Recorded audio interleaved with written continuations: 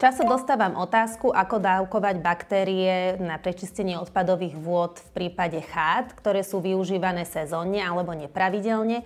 Samozrejme, túto nastaviť to dávkovanie je komplikovanejšie.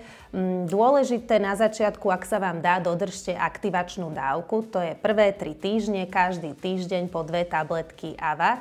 Stačí spláchnuť do toalety, netreba ich aktivovať vopred. Následne udržiavacia dávka, ak navštevujete chatu nepravidelne, vhoďte 1 tabletku AVA 24 hodín po príchode, keď už do nádrže aj príde nejaký nový materiál, a 2 tabletku AVA v deň vášho odchodu. Pokiaľ chalupu na zimu zazimuvávate, pri vašom odchode vhoďte 4 tabletky AVA do toalety a opäť nezabudnite nádrž na jar aktivovať štandardným spôsobom prvé 3 týždne po 2 tabletky AVA týždenne. Čo sa týka čistenia kúpeľne a toalety, odporúčam používať ekologické čistiace preparáty, ktoré sú k baktériám v nádrži šetrnejšie.